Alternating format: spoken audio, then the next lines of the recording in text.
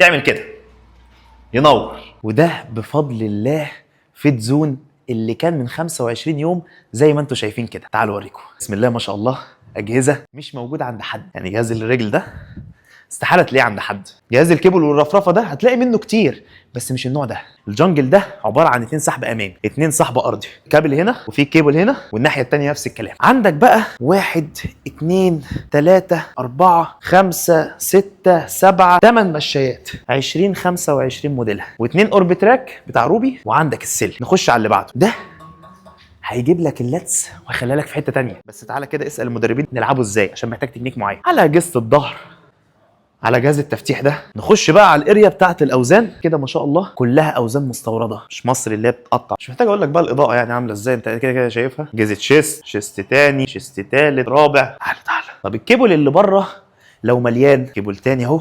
بص الكلمه دي، بص بالله عليك، انا اللي عاملهم والله. دي الاريا بتاعت الفتنس، هتتخطط ولسه في اجهزه فتنس جايه.